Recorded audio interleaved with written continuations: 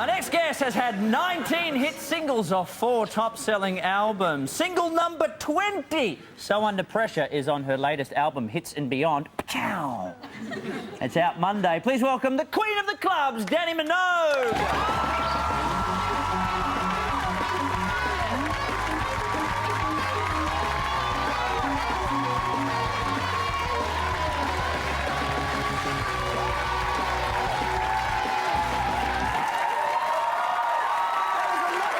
Lovely little skit. Wow. Beautiful outfit. Thank you. Come snuggle up close to me.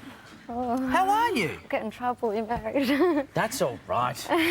No, you do look lovely. You look wonderful. Thank you. Going well? Yeah, it's so good to be back. I'm a bit jet lagged, so I just got off a plane a little while ago, so... That's all right. I just had a big brother tumbly. housemate here on before who's, you know, he'd be lucky to string a coherent sentence together. So you picked the right night to come. Now, I mentioned this is single number 20 that you've got on this album. So when you first started back in 91, was it, with your first one? You must have... Did you have any idea that it would be 20 singles later and you'd still be going? No, I was very lucky that Michael Gudinski said, yeah, let's give her an album deal. And leaving Young Talent Time, I didn't expect to actually go on and have a singing career, so it was just a bit of fun, and I was going to go back to school after that. And then, I don't know what happened, just kind of fell into it. But it's been an amazing, amazing time. If I think about all the places I've been to and what I've done during that period, it's great.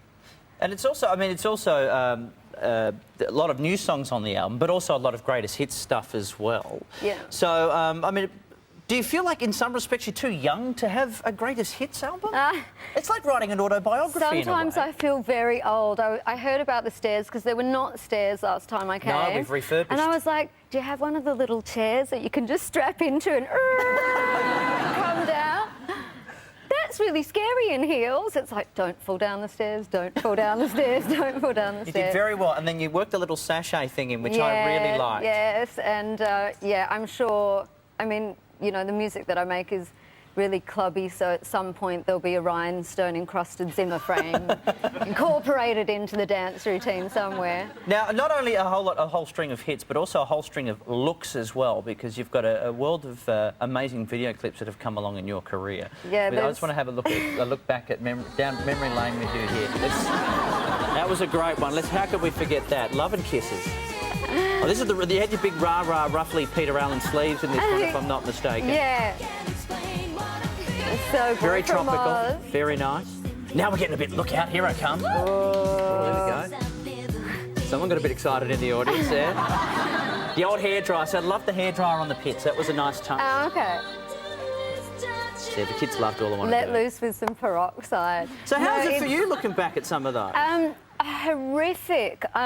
Putting together the album, we did the DVD, and the record company said, are there any that you kind of prefer to leave out? And I said, no, just, you know, put them all on. And one day I thought, OK, I'll watch them from start to end. First video I was 17, now I'm 34, so it's kind of big chunk of my life, and you just start off watching it like that, you know, just peering through your fingers. And, you know, if anybody wants a really good laugh at some fashion mistakes, definitely get the one with the DVD. And this is coming from someone who was on Young Talent Time, so that's saying something as well. And then your latest one, the latest single is So Under Pressure. It's you being sexy with a giant python, which I thought was very cool. See, now, because I saw this and I just thought, first off, whose idea was this?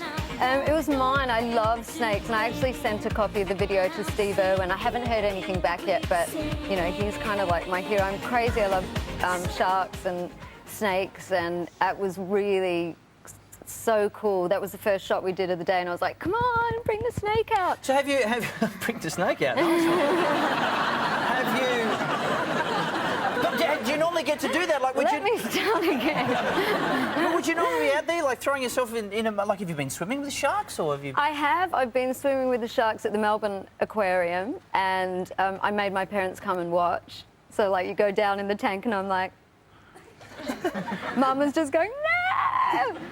They're kind of used to me doing stuff like that now, but, yeah, the snake at one point was wrapped around my waist and I'm standing up trying to hold it, and the director said, maybe it's better, you know, if you're not holding it and just kind of let the snake go, which means that it constricts on you. So I was shouting, stop the music, stop. And they're going, looks great, keep going.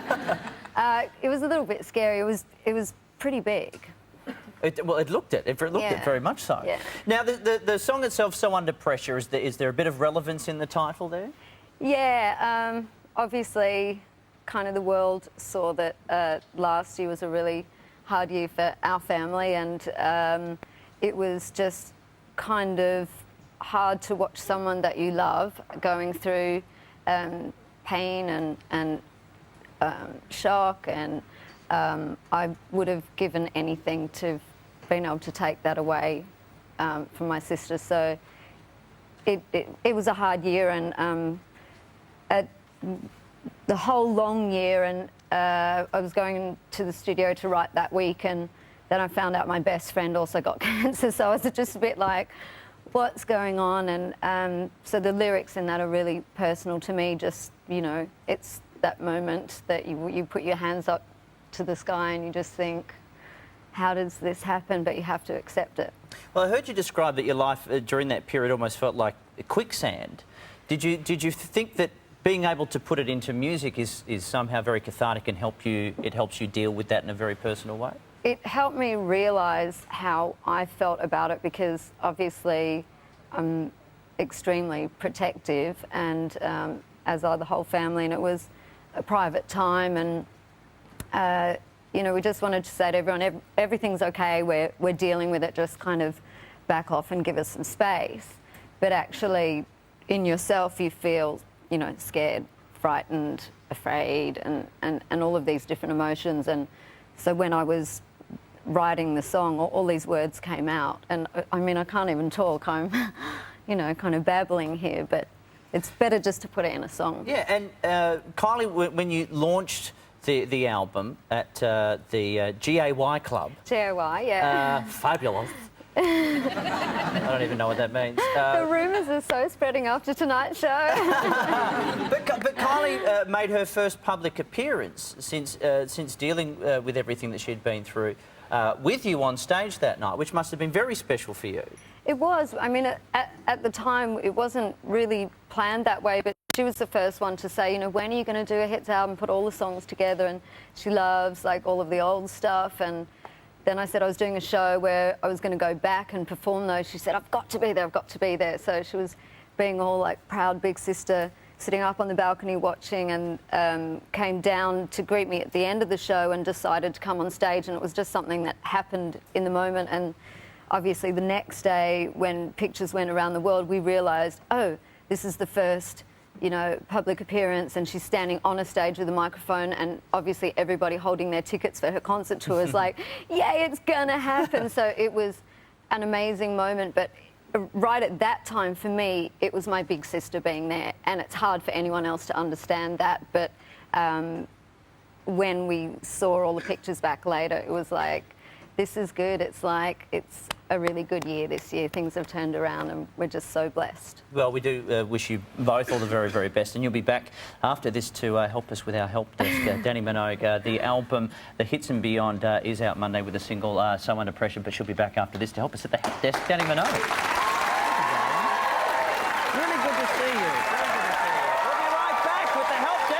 Game on, Moles. Game on, Moles. All right, let's get into helping. Dannii doesn't know what we're talking about. She doesn't know. Anna, she doesn't know Game on, Moles. It's really huge. Everyone in Australia is saying it now. It's amazing that you've perfectly timed your return to the country just as Big Brother finished. Well done. You can just smell this go. Oh, now's the time to come. It's going on in London as well. Oh, my God, there's one person we're trying to get footage of on the show, Nikki. Right. One of their housemates who just keeps freaking out about stuff. Nutty.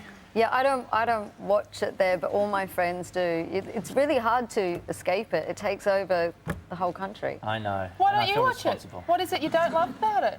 Come on. Yeah, I just I don't know. I just never got into it. I watch other, like, lots of other TV, but that. You're actually having a life. You're having a life. I'm in Ugg boots watching Anna call people moles. You're actually living a life. I get it. Let's see who we can help out there at home. When is it too late to call someone at home? First help desk question for tonight.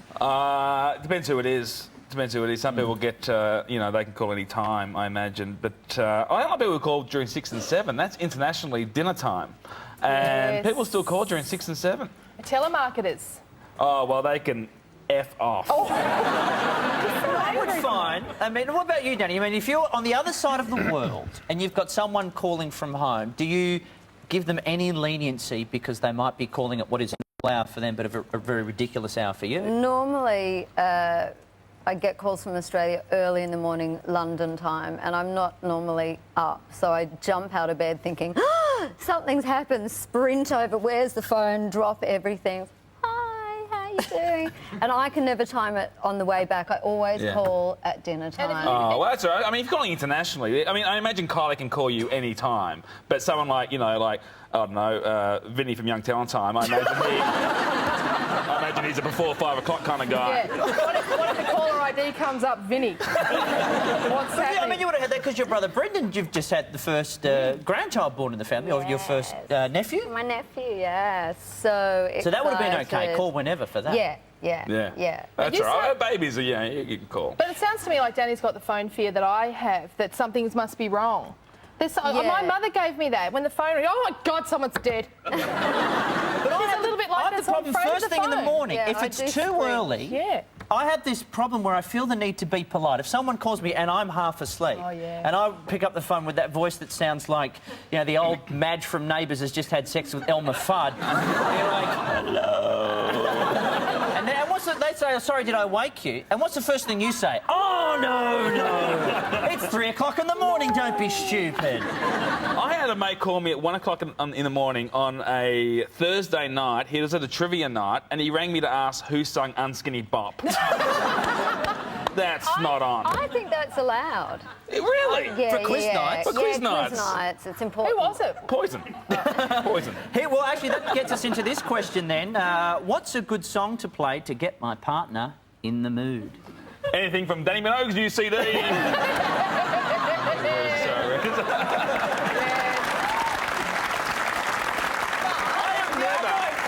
If you pick something that's too up-tempo, like all I want to do, all I want to do, the guy would be like, oh, God, damn, I'm done. I'm done. You wouldn't want to put the needle on it. It doesn't set the right message, does it? And so under pressure doesn't work. So under either. pressure, very much. It's a lot of pressure for a woman. You feel the need to get the phone and go, all I want to do, all I want to do is touch you like that. Do that so well. Thank you. Basically, It worked for as long as me. it's not anything by Shania Twain. I have never put music on to kind of set the mood. I've never done that. Once I tried, but the radio was stuck on AM, so it was like 3 o'clock in the morning. I'm trying to, you know, woo a lady, and it's like AM talkback radio at 3 o'clock in the morning. So it's just talkback radio. And I'm trying to go, hey, how you doing? And meanwhile, Gwen from Armadale's in the background complaining about arthritis. We need another water. Turn down their rates a little.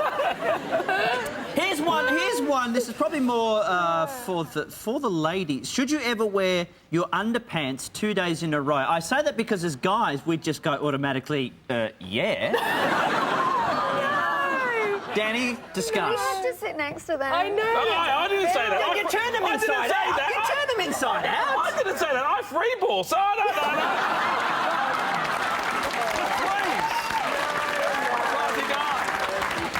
Do ladies care as much about that as guys do? Guys, we could go out with a couple of pairs of underpants that lasted for the week and we would find a way. Shocked.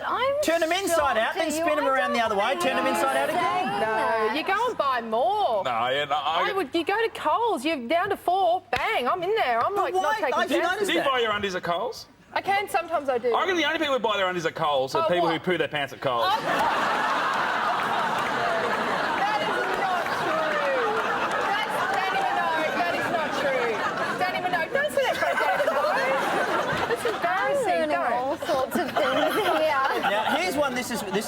This might have to be our last one, but this is very close to my heart. On bin night, am I allowed to put rubbish in my neighbour's bin if mine is full. Of course you are. Would you do that, Dan? Like you've got, I don't know, do you have There was a some house you live in a ad. There was flat? some commercial, I don't know if I saw it here or in England, where they were like putting the rubbish in someone else's bin, but then like the floodlights came on and they got totally busted. At that point, you just have to pretend you're like totally crazy. You're out there doing something else. I'd love to see. I like the little twitch you put in. I would love to see Dannii Minogue putting the bins out, acting crazy. Like, Because I do sometimes leave it till late at night. So you're the last one to wheel the bin out in the middle of the night.